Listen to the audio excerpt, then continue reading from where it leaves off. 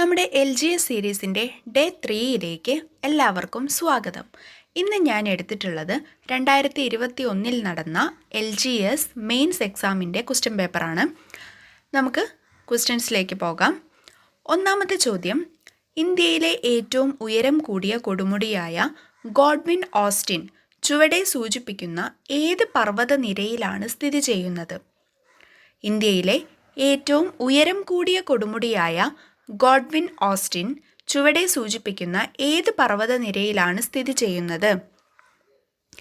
ഉത്തരം option C, Karakoram. ഉത്തരം option C, Karakoram. Karakoram മലനിരകളിലാണ്, കാരക്കോറം പർവ്വതനിരയിലാണ് ഗോഡ്വിൻ ഓസ്റ്റിൻ സ്ഥിതി ചെയ്യുന്നത്. രണ്ടാമത്തെ ചോദ്യം, ചുവടെ സൂചിപ്പിക്കുന്നവയിൽ സിന്ധു നദിയുടെ പോഷക നദി ഏത്? ചുവടെ സൂചിപ്പിക്കുന്നവയിൽ സിന്ധു നദിയുടെ പോഷക നദി ഏത്? ഉത്തരം option C, Sutlej. Option C, Sutlej. Sindhu നദിയുടെ പോഷക നദിയാണ് സത്ലജ്. മൂന്നാമത്തെ ചോദ്യം, ഇന്ത്യയുമായി അതിർത്തി പങ്കിടുന്ന ഏറ്റവും വലിയ രാജ്യം ഏതാണ്? ഇന്ത്യയുമായി അതിർത്തി പങ്കിടുന്ന ഏറ്റവും വലിയ രാജ്യം ഏതാണ്? ഉത്തരം ഓപ്ഷൻ ബി, ചൈന. നാലാമത്തെ ചോദ്യം, ഇന്ത്യയിൽ ഏറ്റവും കൂടുതൽ കടൽ തീരമുള്ള സംസ്ഥാനം ചുവടെ സൂചിപ്പിക്കുന്നവയിൽ ഏതാണ്? ഇന്ത്യയിൽ ഏറ്റവും കൂടുതൽ കടൽ തീരമുള്ള സംസ്ഥാനം ചുവടെ സൂചിപ്പിക്കുന്നവയിൽ ഏതാണ്? ഉത്തരം ഓപ്ഷൻ സി, ഗുജറാത്ത്. അഞ്ചാമത്തെ ചോദ്യം, ഏറ്റവും കൂടുതൽ അണക്കെട്ടുകളുള്ള കേരളത്തിലെ നദി ഏതാണ്? ഏറ്റവും കൂടുതൽ അണക്കെട്ടുകളുള്ള കേരളത്തിലെ നദി ഏതാണ്? ഉത്തരം പെരിയാർ. ഓപ്ഷൻ ബി, പെരിയാറാണ് ഏറ്റവും കൂടുതൽ അണക്കെട്ടുകളുള്ള കേരളത്തിലെ നദി. ഇതുപോലൊരു ക്വസ്റ്റ്യൻ നമ്മൾ ഡേ 2വിലും ചെയ്ത സമയത്ത് കണ്ടിട്ടുണ്ടായിരുന്നു. ഏറ്റവും കൂടുതൽ ജലവൈദ്യുത പദ്ധതികളുള്ള നദി, കേരളത്തിലെ നദി ഏതാണ് എന്നുള്ളത്. ഉത്തരം പെരിയാർ. ആറാമത്തെ ചോദ്യം, ഇന്ത്യയിലെ ആദ്യത്തെ ഇക്കോ ടൂറിസം കേന്ദ്രം ഏതാണ്? ഇന്ത്യയിലെ ആദ്യത്തെ ഇക്കോ ടൂറിസം കേന്ദ്രം ഏതാണ്? ഉത്തരം ഓപ്ഷൻ എ, തെന്മല. തെന്മലയാണ് ഇന്ത്യയിലെ ആദ്യത്തെ ഇക്കോ ടൂറിസം കേന്ദ്രം. ഏഴാമത്തെ ചോദ്യം, എല്ലാ പൗരന്മാർക്കും ഏതു മതത്തിൽ വിശ്വസിക്കാനും അത് പ്രചരിപ്പിക്കാനുമുള്ള അവകാശമുണ്ട്. ഈ പ്രസ്താവന ഏത് മൗലികാവകാശവുമായി ബന്ധപ്പെട്ടതാണ്? എല്ലാ പൗരന്മാർക്കും ഏതു മതത്തിൽ വിശ്വസിക്കുവാനും അത് പ്രചരിപ്പിക്കുവാനുമുള്ള അവകാശമുണ്ട്. ഈ പ്രസ്താവന ഏത് മൗലികാവകാശവുമായി ബന്ധപ്പെട്ടിരിക്കുന്നു? ഉത്തരം ഓപ്ഷൻ സി, മതസ്വാതന്ത്ര്യത്തിനുള്ള അവകാശം. മതസ്വാതന്ത്ര്യത്തിനുള്ള അവകാശത്തിലാണ് പറയുന്നത് എല്ലാ പൗരന്മാർക്കും ഏതു മതത്തിൽ വിശ്വസിക്കുവാനും അത് പ്രചരിപ്പിക്കുവാനുമുള്ള അവകാശമുണ്ട് എന്ന് പറയുന്നത്. എട്ടാമത്തെ ചോദ്യം, ബക്രാനങ്കൽ അണക്കെട്ട് ഏത് നദിയിലാണ് സ്ഥാപിച്ചിട്ടുള്ളത്? ബക്രാനങ്കൽ അണക്കെട്ട് ഏത് നദിയിലാണ് സ്ഥാപിച്ചിട്ടുള്ളത്? ഉത്തരം ഓപ്ഷൻ ബി, സത്ലജ്. സത്ലജ് നദിയിലാണ് ബക്രാനങ്കൽ അണക്കെട്ട്. നമ്മൾ നേരത്തെ ഉണ്ടായിരുന്ന ഒരു ക്വസ്റ്റ്യനിൽ ഉണ്ടായിരുന്നു സത്ലജ് ഉത്തരമായിട്ട് വരുന്നത്. എന്തായിരുന്നു അത്? സിന്ധു നദിയുടെ പോഷക നദി ഏതാണ് എന്നുള്ളത്. അപ്പം സത്ലജ് സിന്ധു നദിയുടെ പോഷക നദിയാണ്. ഈ സത്ലജ് നദിയിലാണ് ബക്രാനങ്കൽ അണക്കെട്ട് സ്ഥിതി ചെയ്യുന്നത്.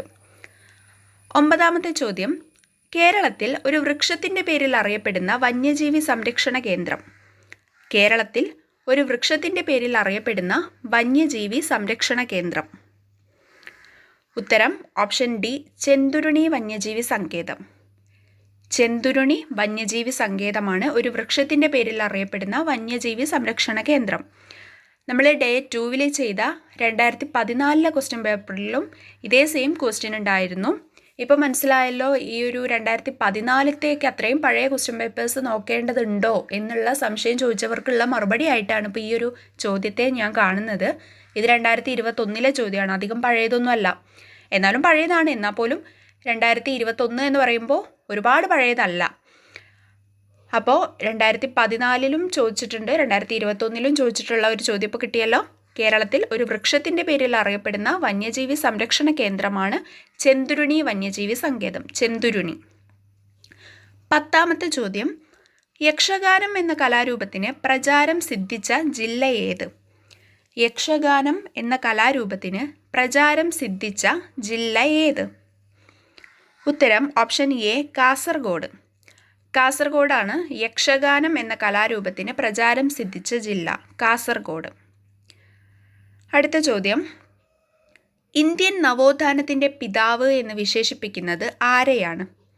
ഇന്ത്യൻ നവോത്ഥാനത്തിൻ്റെ പിതാവ് എന്ന് വിശേഷിപ്പിക്കുന്നത് ആരെയാണ്? ഉത്തരം option C Rajaram Mohan Roy. Indian നവോത്ഥാനത്തിൻ്റെ പിതാവ് രാജാറാം മോഹൻ റോയ് ആണ്. അങ്ങനെയെങ്കിൽ ഞാനൊരു ചോദ്യം ചോദിക്കട്ടെ, കേരള നവോത്ഥാനത്തിൻ്റെ പിതാവ് ആരാണ്? ഉത്തരം കമൻറ്റ് ചെയ്യണേ. നമുക്ക് അടുത്ത ചോദ്യത്തിലേക്ക് പോകാം. 12ാമത്തെ ചോദ്യം, നിസ്സഹകരണ സമരം നിർത്തിവെക്കാൻ ഗാന്ധിജിയെ പ്രേരിപ്പിച്ച സാഹചര്യം എന്തായിരുന്നു? നിസ്സഹകരണ സമരം നിർത്തിവെക്കാൻ ഗാന്ധിജിയെ പ്രേരിപ്പിച്ച സാഹചര്യം എന്തായിരുന്നു? ഉത്തരം ഓപ്ഷൻ ബി ചൗരി ചൗരാ സംഭവം. 1920 ആരംഭിച്ച നിസ്സഹകരണ സമരം 1922 ചൗരി ചൗരാ സംഭവത്തോടെ നിർത്തിവെക്കാൻ ഗാന്ധിജി ആഹ്വാനം ചെയ്തു. അപ്പം ചൗരി ചൗരാ സംഭവമാണ് നിസ്സഹകരണ സമരം നിർത്തിവെക്കാൻ വേണ്ടിയിട്ട് ഗാന്ധിജിയെ പ്രേരിപ്പിച്ചത്. 13ാമത്തെ ചോദ്യം, കേരളത്തിൽ പടിഞ്ഞാറോട്ടൊഴുകുന്ന നദികളുടെ എണ്ണം എത്ര? കേരളത്തിൽ പടിഞ്ഞാറോട്ടൊഴുകുന്ന നദികളുടെ എണ്ണം എത്ര?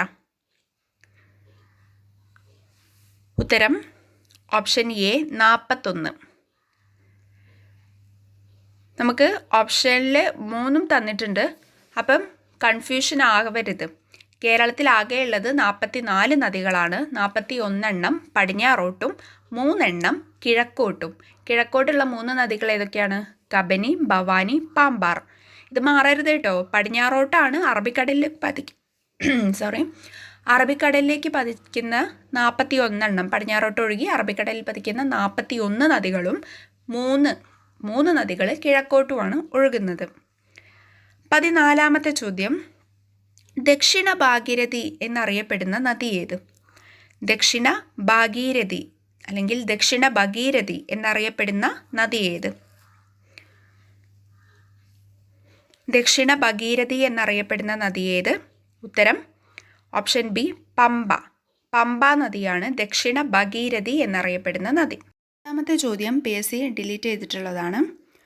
16 മഹത്തായ 2 വ്യവസ്ഥകളായ ഹൈന്ദവതയുടെയും ഇസ്ലാമികതയുടെയും കൂടിച്ചേരലാണ് നമ്മുടെ മാതൃരാജ്യത്തിൻ്റെ ഏക പ്രതീക്ഷ. ഇത് ആരുടെ വാക്കുകളാണ്? ഉത്തരം ഓപ്ഷൻ ഡി സ്വാമി വിവേകാനന്ദൻ. മഹത്തായ 2 വ്യവസ്ഥകളായ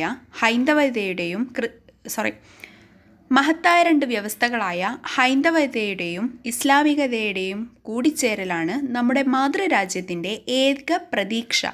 ഇത് ആരുടെ വാക്കുകളാണ്? സ്വാമി വിവേകാനന്ദൻ. കുളച്ചൽ യുദ്ധത്തിൽ ഡച്ചുകാരെ പരാജയപ്പെടുത്തിയ തിരുവിതാംകൂർ ഭരണാധികാരി ആരായിരുന്നു?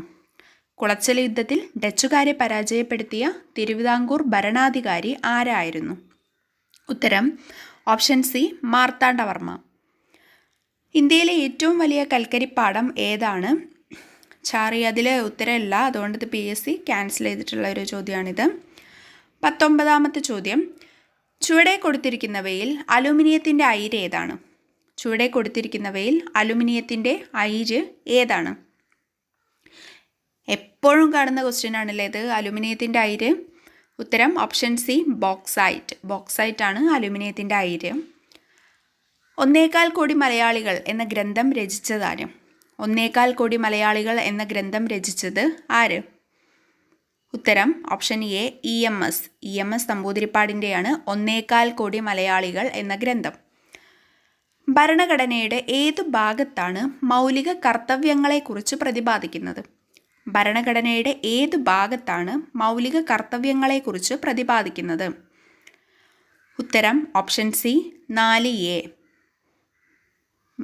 ഭാഗം 4Aയിലാണ് മൗലിക കർത്തവ്യങ്ങളെക്കുറിച്ച് പ്രതിപാദിക്കുന്നത്.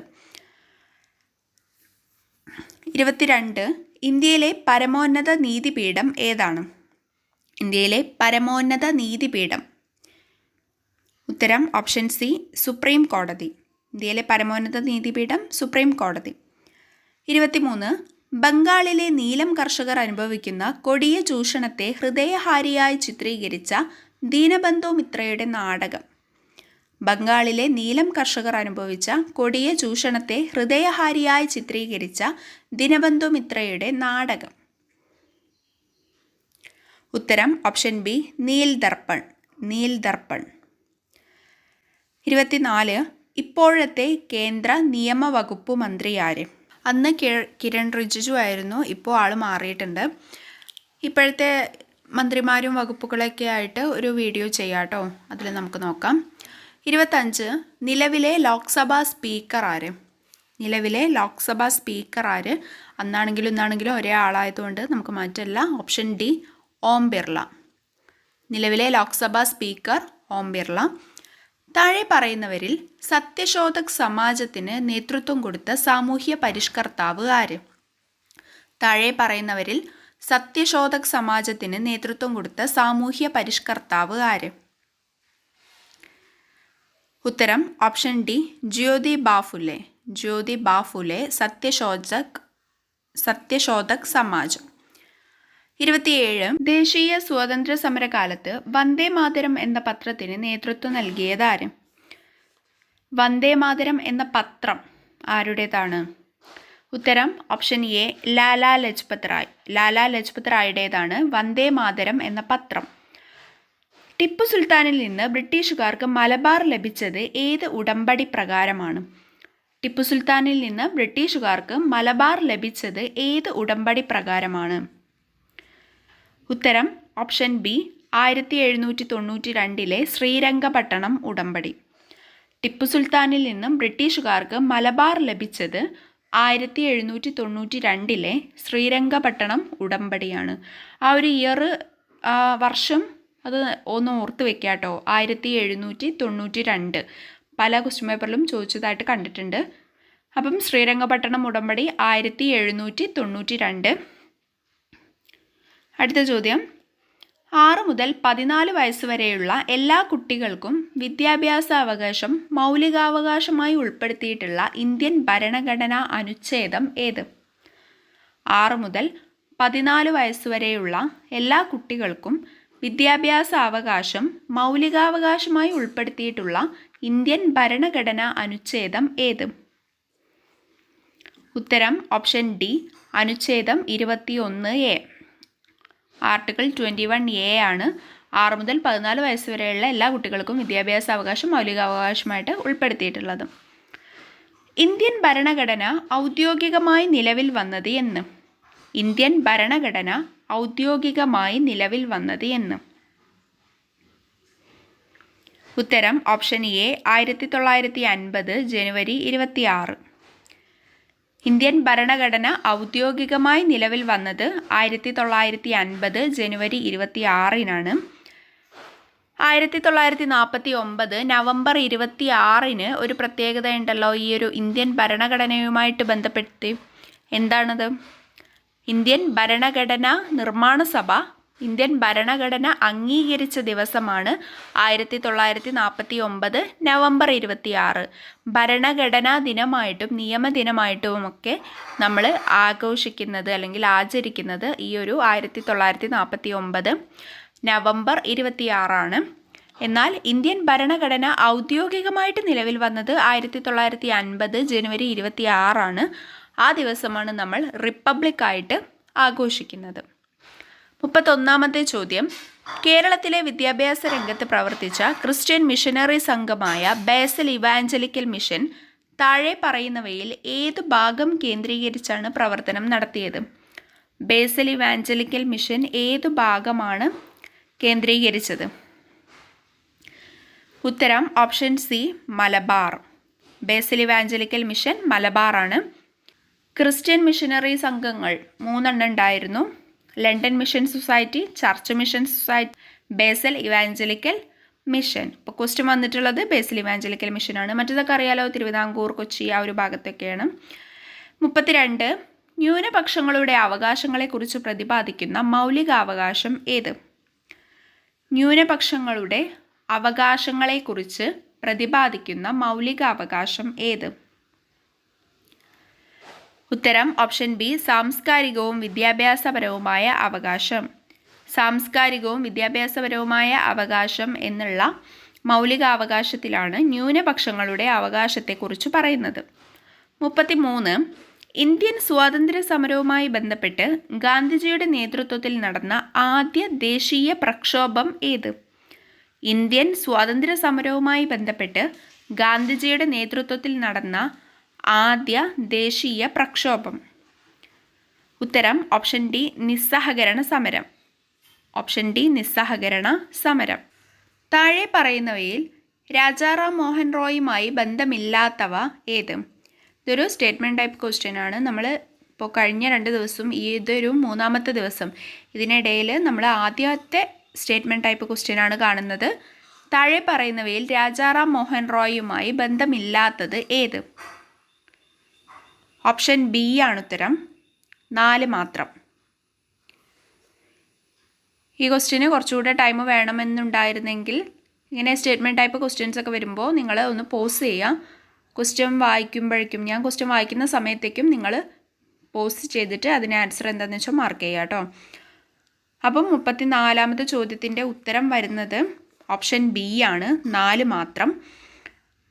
അപ്പം രാജാറാം മോഹൻ റോയുമായിട്ട് ബന്ധമില്ലാത്തത് ഒഡീഷയിൽ ജനിച്ചു എന്നുള്ള ഈ ഒരു സംഭവം മാത്രമാണ്. അപ്പോൾ രാജാറാം മോഹൻ റോയുമായി ബന്ധമുള്ള കാര്യങ്ങൾ നമുക്കൊന്ന് നോക്കാം.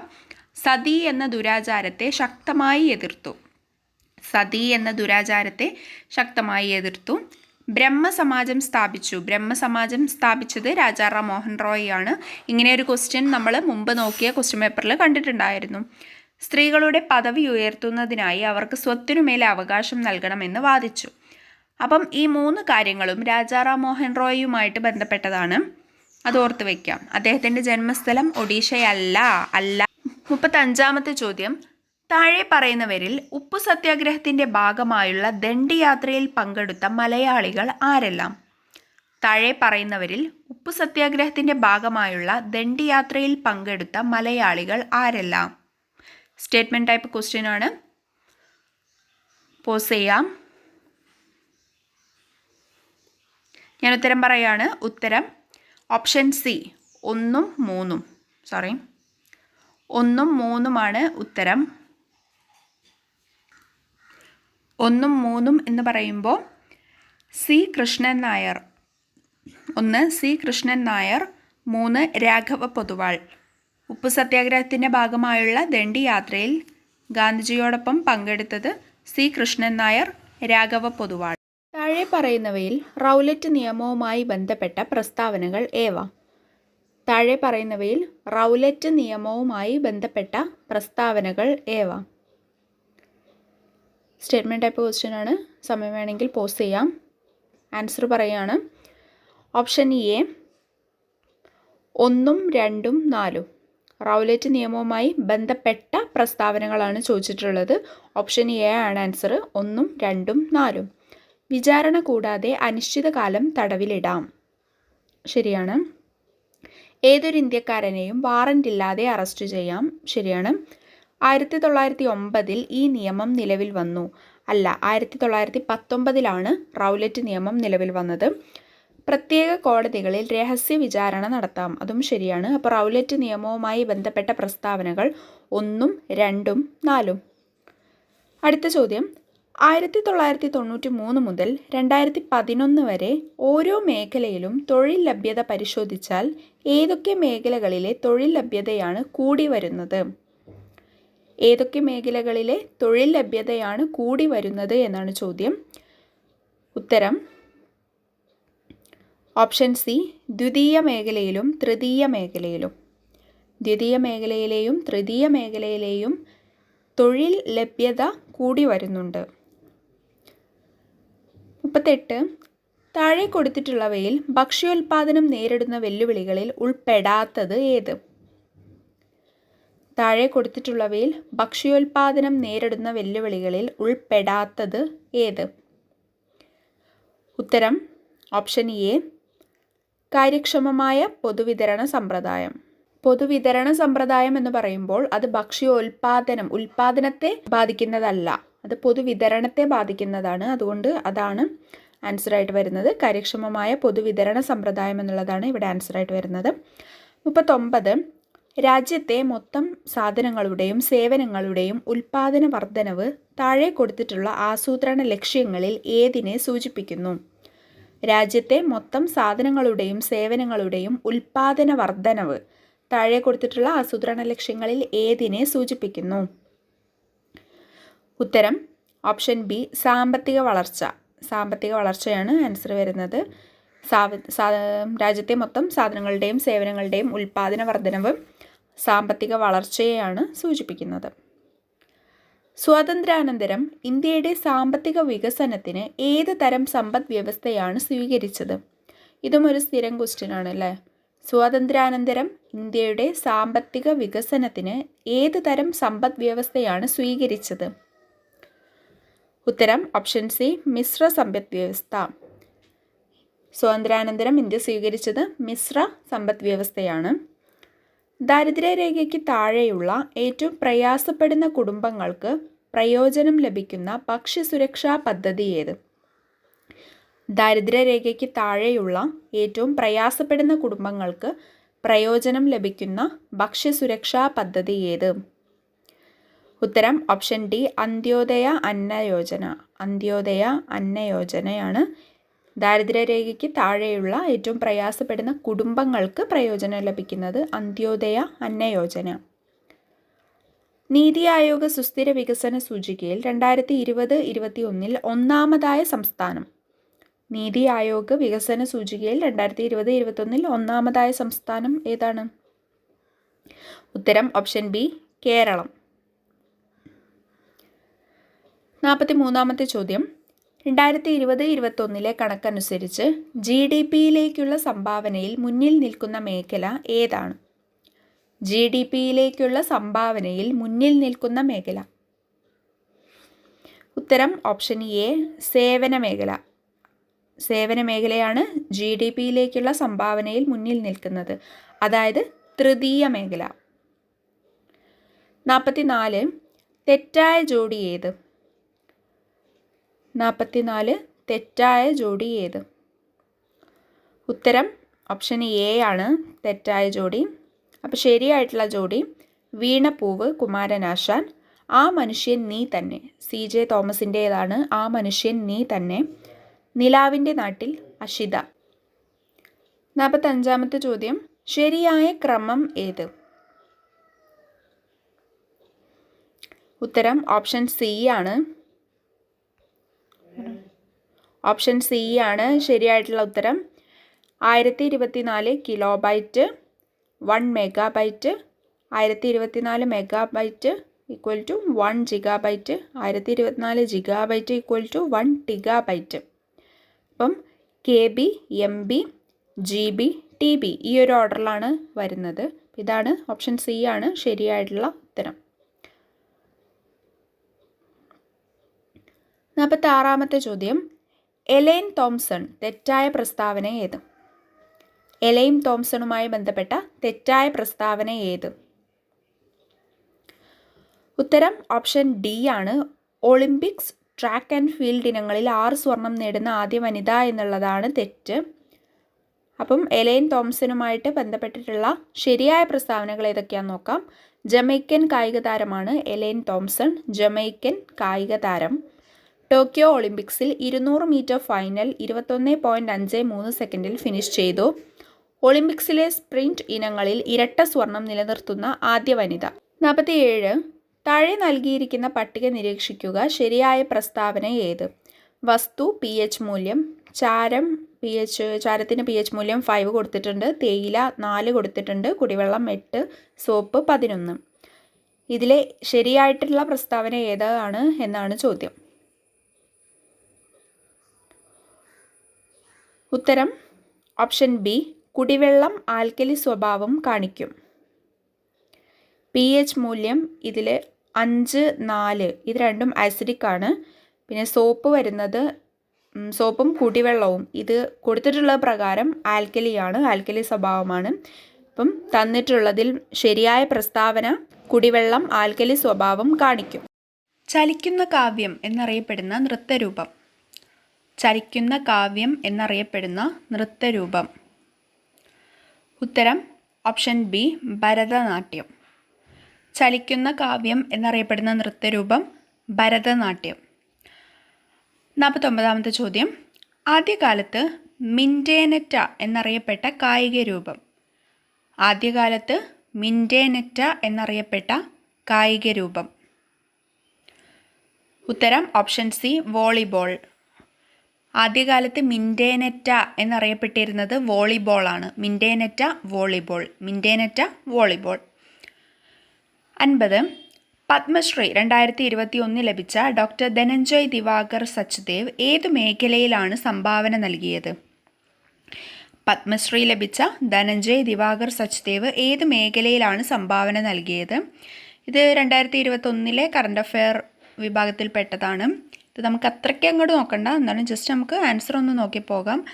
ആൻസർ ഓപ്ഷൻ എ ആണ്. ആദിവാസികൾക്കായി ആതുര സേവനം. ഇതാണ് ആൻസർ വരുന്നത്.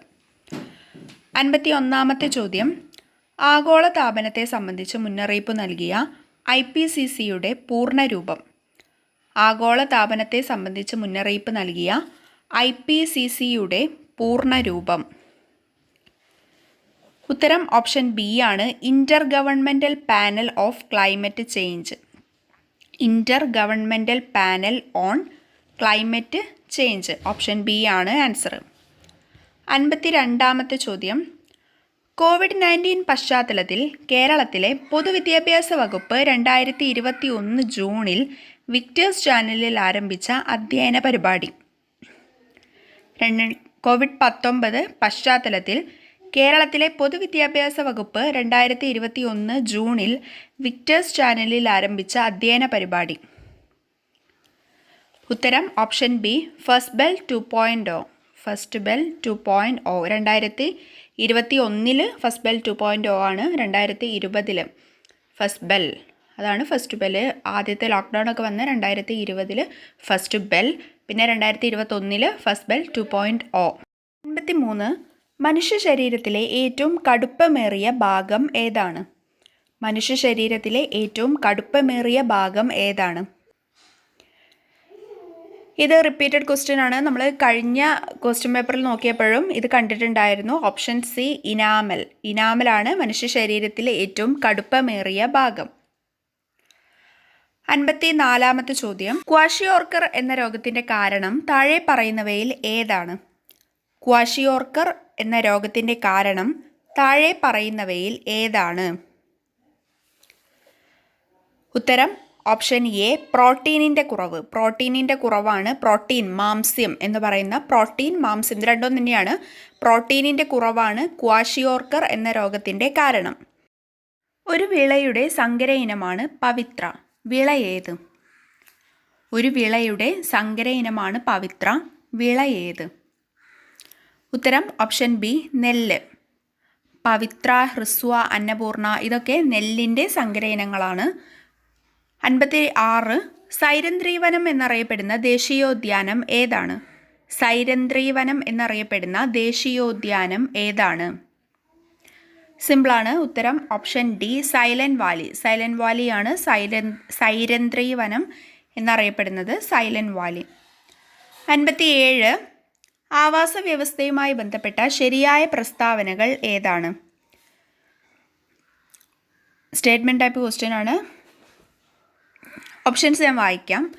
ഒരു ആവാസ വ്യവസ്ഥയിൽ ജീവിയ ഘടകങ്ങളും അജീവീയ ഘടകങ്ങളും ഉൾപ്പെടുന്നു. ജീവികളും അവയുടെ ചുറ്റുപാടും തമ്മിലുള്ള പരസ്പര ബന്ധത്തെക്കുറിച്ചുള്ള പഠനമാണ് ആവാസ വ്യവസ്ഥ. ഒരു ജീവി ജീവിക്കുന്ന പ്രകൃതിദത്തമായ ചുറ്റുപാടിനെ ആവാസം എന്ന് പറയുന്നു. ഒരു ആവാസ വ്യവസ്ഥയിലെ ഭക്ഷ്യശൃംഖലയിൽ ആദ്യത്തെ കണ്ണി എപ്പോഴും മാംസഭോജിയായിരിക്കും. പിന്നെ ഓപ്ഷൻസ് ഉണ്ട്. എ ബി സി ഡി ഏതാണെന്ന് വെച്ചാൽ പിക്ക് ചെയ്യാം. ഉത്തരം വരുന്നത് ഓപ്ഷൻ സി ആണ്. 1ഉം 3ഉം ശരി. ഒരു ആവാസ വ്യവസ്ഥയിൽ ജീവിയ ഘടകങ്ങളും അജീവീയ ഘടകങ്ങളും ഉൾപ്പെടുന്നു. ഒരു ജീവി ജീവിക്കുന്ന പ്രകൃതിദത്തമായ ചുറ്റുപാടിനെ ആവാസം എന്ന് പറയുന്നു. ഇത് രണ്ട് ശരിയായിട്ടുള്ള പ്രസ്താവനകൾ. അടുത്ത ചോദ്യം, COVID-19 എന്ന രോഗം ആദ്യമായി റിപ്പോർട്ട് ചെയ്ത രാജ്യം ഏത്? COVID-19 എന്ന രോഗം ആദ്യമായി റിപ്പോർട്ട് ചെയ്ത രാജ്യം. ഉത്തരം ഓപ്ഷൻ സി, ചൈന. COVID-19 ആദ്യമായിട്ട് റിപ്പോർട്ട് ചെയ്തത് ചൈന. 59. 2021 പരിസ്ഥിതി ദിനാഘോഷങ്ങൾക്ക് ആതിഥേയത്വം വഹിക്കുന്ന രാജ്യം ഏതാണ്? 2021 പരിസ്ഥിതി ദിനാഘോഷങ്ങൾക്ക് ആതിഥേയത്വം വഹിക്കുന്ന രാജ്യം ഏതാണ്? ആ സമയത്ത് കറണ്ട് അഫെയർ ആയിരുന്നു. 2021 ക്വസ്റ്റ്യൻ ആണ്. ഉത്തരം വരുന്നത് പാകിസ്ഥാനാണ്. 2021 പാകിസ്ഥാനാണ് പരിസ്ഥിതി ദിനാഘോഷങ്ങൾക്ക് ആതിഥേയത്വം വഹിച്ചത്. 60. ലെൻസുകളുടെ നിർമ്മാണത്തിന് ഉപയോഗിക്കുന്നത് ഏത് തരം ഗ്ലാസ് ആണ്? ലെൻസുകളുടെ നിർമ്മാണത്തിന് ഉപയോഗിക്കുന്നത് ഏത് തരം ഗ്ലാസ് ആണ്? ഉത്തരം option A, flint glass. Flint glass ആണ് ലെൻസുകളുടെ നിർമ്മാണത്തിന് ഉപയോഗിക്കുന്ന തരം glass, flint glass. 61. 100 degree Celsius എന്നത് എത്ര ഫാരൻഹീറ്റ് ആണ്? 100 ഡിഗ്രി സെൽഷ്യസ് എന്നത് എത്ര ഫാരൻഹീറ്റ് ആണ്? ഉത്തരം ഓപ്ഷൻ സി, 212 ഡിഗ്രി ഫാരൻഹീറ്റ്. നമ്മൾ കഴിഞ്ഞ ക്വസ്റ്റ്യൻ പേപ്പറിൽ ഇതേ സെയിം ക്വസ്റ്റ്യൻ ഉണ്ടായിരുന്നു. 100 ഡിഗ്രി സെൽഷ്യസ് എന്നത് 212 ഡിഗ്രി ഫാരൻഹീറ്റ് ആണ്. 62. പരസ്പരം സ്പർശിച്ച് നിൽക്കുന്ന രണ്ട് വസ്തുക്കൾ തമ്മിലുള്ള ആപേക്ഷിക ചലനത്തെ പ്രതിരോധിക്കുന്ന ബലം. രണ്ട് വസ്തുക്കൾ, അതായത് പരസ്പരം സ്പർശിച്ച് നിൽക്കുന്ന രണ്ട് വസ്തുക്കൾ തമ്മിലുള്ള ആപേക്ഷിക ചലനത്തെ പ്രതിരോധിക്കുന്ന ബലം താഴെ പറയുന്നവയിൽ ഏതാണ്? ഉത്തരം ഓപ്ഷൻ എ, ഘർഷണ ബലം. രണ്ട് വസ്തുക്കൾ തമ്മിലുള്ള സ്പർശിച്ച് നിൽക്കുന്ന രണ്ട് വസ്തുക്കൾ തമ്മിലുള്ള ആപേക്ഷിക ചലനത്തെ പ്രതിരോധിക്കുന്ന ബലമാണ് ഘർഷണ ബലം. 63. ദ്രവീകൃത പെട്രോളിയം വാതകത്തിലെ പ്രധാന ഘടകം. ദ്രവീകൃത പെട്രോളിയം വാതകത്തിലെ പ്രധാന ഘടകം. പ്രധാന ഘടകമാണ് ചോദിച്ചിട്ടുള്ളത്.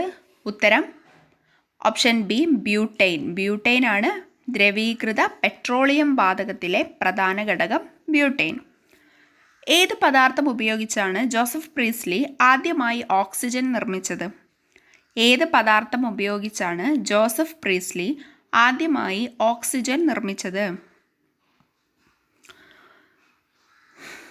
ഉത്തരം option D, mercuric oxide. Mercuric oxide. Joseph പ്രീസ്ലി ആദ്യമായിട്ട് ഓക്സിജൻ നിർമ്മിച്ചത് മെർക്കുറിക് ഓക്സൈഡ് ഉപയോഗിച്ചാണ്. 65. ചോദ്യം, യൂറോപ്യൻ ബഹിരാകാശ ഏജൻസി ശുക്രനെ കുറിച്ച് പഠിക്കാനായി ആരംഭിക്കുന്ന മിഷൻ.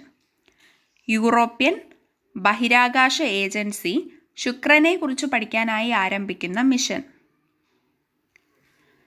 ഉത്തരം ഓപ്ഷൻ എ, എൻ വിഷൻ. എൻ വിഷനാണ് യൂറോപ്യൻ ബഹിരാകാശ ഏജൻസി ശുക്രനെ കുറിച്ച് പഠിക്കാനായിട്ട് ആരംഭിക്കുന്ന മിഷൻ. EnVision. എൻ വിഷനാണ്. 66. ലണ്ടൻ ആസ്ഥാനമായുള്ള ഇൻസ്റ്റിറ്റ്യൂഷൻ ഓഫ് സിവിൽ എഞ്ചിനീയേഴ്സ് നൽകുന്ന ബ്രൂണൽ മെഡലിന് അർഹമായ പദ്ധതി. ലണ്ടൻ ആസ്ഥാനമായുള്ള ഇൻസ്റ്റിറ്റ്യൂഷൻ ഓഫ് സിവിൽ എഞ്ചിനീയേഴ്സ് നൽകുന്ന ബ്രൂണൽ മെഡലിന് അർഹമായ പദ്ധതി. ഉത്തരം ഓപ്ഷൻ ബി ആണ്, മംഗദച്ചു ജലവൈദ്യുത പദ്ധതി. മംഗദച്ചു ജലവൈദ്യുത പദ്ധതി. 57. ജലജന്യ രോഗം. താഴെ തന്നിട്ടുള്ളതിൽ ജലജന്യ രോഗം ഏതൊക്കെയാണ് എന്നാണ് ചോദ്യം.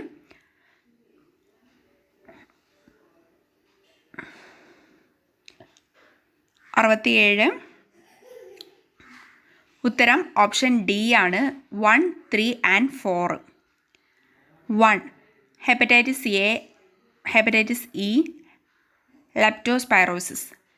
ഇത് മൂന്നുമാണ് ജലജന്യ രോഗം. ഹെപ്പറ്റൈറ്റിസ് ബി സെക്ഷലി ട്രാൻസ്മിറ്റഡ് ആണ്. 68. മൃഗങ്ങളിൽ നിന്ന് മനുഷ്യരിലേക്ക് പകരുന്ന രോഗം. മൃഗങ്ങളിൽ നിന്ന് മനുഷ്യരിലേക്ക് പകരുന്ന രോഗം. 68. ഓപ്ഷൻ സി ആണ്, മുകളിൽ കൊടുത്തിരിക്കുന്നതിൽ രണ്ടും. നിപ്പ, ജാപ്പനീസ് എൻസെഫലൈറ്റിസ് രണ്ടും മൃഗങ്ങളിൽ നിന്നും മനുഷ്യരിലേക്ക് പകരുന്ന രോഗങ്ങളാണ്. 69. നിർജ്ജലീകരണത്തിന് കൊടുക്കുന്നത്. നിർജ്ജലീകരണത്തിന് കൊടുക്കുന്നത്. ഉത്തരം ഓപ്ഷൻ സി ORS ആണ് നിർജ്ജലീകരണത്തിന് കൊടുക്കുന്നത്. 70 ആർദ്രം ദൗത്യത്തിൻ്റെ ലക്ഷ്യം. ഉത്തരം ഓപ്ഷൻ എ ജനസൗഹൃദ ഔട്ട്പേഷ്യൻ സേവനം. 71 ശുദ്ധജലത്തിൽ pH മൂല്യത്തിൻ്റെ അളവ്. ഉത്തരം ഓപ്ഷൻ ബി pH 7. ശുദ്ധജലത്തിൻ്റെ pH മൂല്യം 7 ആണ്, pH 7 ആണ്. മനുഷ്യ ശരീരത്തിലെ ബാഹ്യപരാതം.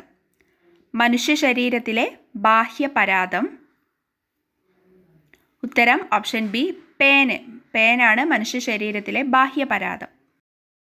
73 അശ്വമേധം പ്രചാരണം ഇതുമായി ബന്ധപ്പെട്ടിരിക്കുന്നു.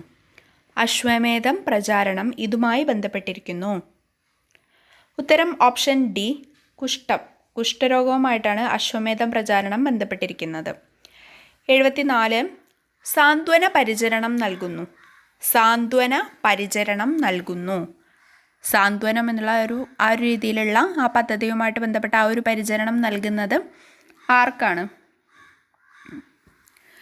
ഉത്തരം ഓപ്ഷൻ ബി കിടക്കയിൽ കിടക്കുന്ന രോഗികൾക്കാണ് സാന്ത്വന പരിചരണം നൽകുന്നത്. 75 ഇൻസുലിൻ കുറവ് മൂലമുണ്ടാകുന്ന രോഗം.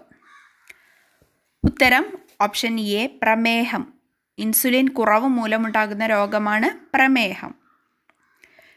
76 വിറ്റാമിനുകളുടെ അഭാവം മൂലമുണ്ടാകുന്ന അന്ധത. ഉത്തരം ഓപ്ഷൻ സി നിശാന്തത. ഏത് വിറ്റമിൻ്റെ കുറവ് മൂലമാണ്? വിറ്റമിൻ എയുടെ കുറവ് മൂലമാണ് നിശാന്തതയുണ്ടാകുന്നത്. 77 ഇന്ത്യയുടെ ഇപ്പോഴത്തെ ആരോഗ്യ വകുപ്പ് മന്ത്രി. അത് ആ സമയത്തുള്ള ക്വസ്റ്റ്യനാണ്. ഇപ്പോൾ ആരോഗ്യമന്ത്രി മാറിയിട്ടുണ്ട്. നേരത്തെ നിയമമന്ത്രി ചോദിച്ച സമയത്തും നമ്മൾ പറഞ്ഞിട്ടുണ്ടായിരുന്നു. ഇനി പുതിയ മന്ത്രിമാരും വകുപ്പുകളൊക്കെ ചേർത്തിട്ട് ഒരു പുതിയ വീഡിയോ ചെയ്യുന്നതാണ്. ആ സമയത്ത് നമുക്ക് നോക്കാം കേട്ടോ. 78 ഇന്ത്യയിൽ വികസിപ്പിച്ചെടുത്ത COVID-19 വാക്സിൻ ഏതാണ്? രണ്ടെണ്ണം വരുന്നുണ്ട്, ഏതാണ് എന്നുള്ളത് നോക്കുക. ഉത്തരം ഓപ്ഷൻ എ 1 and 2 കോവാക്സിനും കോവിഷീൽഡുമാണ് ഇന്ത്യയിൽ വികസിപ്പിച്ചെടുത്ത COVID-19 വാക്സിൻ. 79 2021 കേരളത്തിൽ പുതുതായി ഉയർന്നു വന്ന രോഗം. ഉത്തരം ഓപ്ഷൻ സി സിക്ക. 80 താഴെ പറയുന്നവയിൽ ഏത് അവാർഡാണ് 2020 ഐക്യരാഷ്ട്രസഭയിൽ നിന്ന് കേരളം നേടിയത്? താഴെ പറയുന്നവയിൽ ഏത് അവാർഡാണ് 2020 ഐക്യരാഷ്ട്രസഭയിൽ നിന്ന് കേരളം നേടിയത്? ഉത്തരം ഓപ്ഷൻ എ ജീവിതശൈലി രോഗനിയന്ത്രണത്തിനുള്ള അവാർഡാണ് 2020 ഐക്യരാഷ്ട്രസഭയിൽ നിന്നും കേരളം നേടിയത്. ഇനി മാത്സ് ആൻഡ് മെൻ്റൽ എബിലിറ്റിയുടെ ക്വസ്റ്റ്യൻസ് ആണ്. ഈ ക്വസ്റ്റ്യൻസ് നമുക്ക് പിന്നീട് ചെയ്യാം. അപ്പോൾ ഈ ക്വസ്റ്റ്യൻസൊക്കെ ജസ്റ്റ് ഒന്ന് നോക്കുക. നമ്മൾ LGSകാർ ഒരിക്കലും മാത്സിൻ്റെ ക്വസ്റ്റ്യൻസ് സ്കിപ്പ് ചെയ്യരുത്. ഒരു ദിവസം പഠിക്കുന്ന സമയത്ത് കുറച്ച് സമയം എന്തായാലും മാത്സിനായിട്ട് മാറ്റി വയ്ക്കുക തന്നെ വേണം. 20 മാർക്കുണ്ടല്ലോ മാത്സ് ആൻഡ് മെൻ്റൽ എബിലിറ്റിക്ക്. അപ്പോൾ ആ ഒരു രീതിക്ക് തന്നെ മാത്സിനെ കാണുക. ഈ വീഡിയോ നിങ്ങൾക്ക് ഉപകാരപ്പെട്ടിട്ടുണ്ട് എന്ന് തന്നെ കരുതുന്നു. ഇഷ്ടപ്പെട്ടാൽ ലൈക്ക് ചെയ്യണേ. ഈ LGS സീരീസിലെ അടുത്ത വീഡിയോസുമായിട്ട് ഞാൻ ഉടനെ തന്നെ എത്തുന്നതായിരിക്കും. അപ്പോൾ നമ്മുടെ ചാനലൊന്ന് സബ്സ്ക്രൈബ് ചെയ്യുക. എന്നാൽ ഞാൻ അടുത്തതായിട്ട് ചെയ്യാൻ പോകുന്ന വീഡിയോസിൻ്റെയൊക്കെ നോട്ടിഫിക്കേഷൻ നിങ്ങൾക്ക് കിട്ടുന്നതായിരിക്കും. താങ്ക്